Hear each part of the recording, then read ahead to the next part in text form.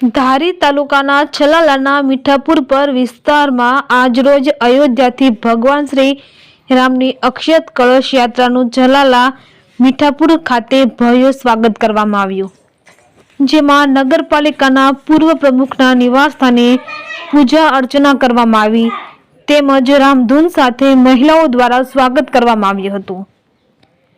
વિવિધ સમાજના હિન્દુ મુસ્લિમ બહેનો દ્વારા તેમનું સ્વાગત કરવામાં આવ્યું। આ કાર્યક્રમમાં છલાલા તેમજ આસપાસના ગ્રામ્ય વિસ્તારના લોકો મોટી સંખ્યામાં ઉપસ્થિત રહ્યા હતા। ત્યારે આ યાત્રામાં નગરપાલિકા પૂર્વ પ્રમુખ હિંમતભાઈ ડોંગા, ચતુરભાઈ દેસાઈ, ભરતભાઈ ડોંગા, મનસુખભાઈ વાઘાણી, રવજીભાઈ નાકરાણી, પોપટભાઈ વાઘાણી, ગોબરભાઈ સુવાગિયા તેમજ ભાજપ મહિલા અગ્રણી કોકિલાબેન કાકડિયા, રેખાબેન ગોસ્વામી સહિતના આગેવાનો હાજર રહ્યા હતા। રિપોર્ટર બિપિનભાઈ રાઠોડ, છલાલા।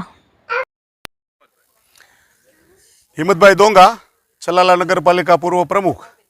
આજે અમારે છલાલાનો એક વિસ્તાર મીઠાપુર પરા વિસ્તાર કહેવાય, એ વિસ્તારમાં 22 તારીખે પ્રાણ પ્રતિષ્ઠા રામજીનો પ્રાણ પ્રતિષ્ઠા મહોત્સવ અયોધ્યામાં થઈ રહ્યો છે।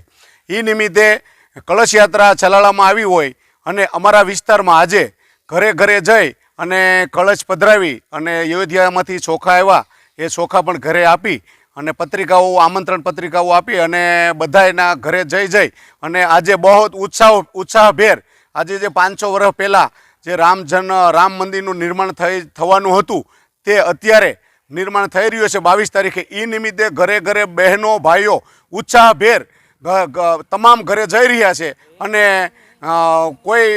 કોઈને ઉત્સાહનો કોઈ પાર નથી, એ રીતે બધાની ઘરે જઈ રહ્યા છે। જય શ્રી રામ।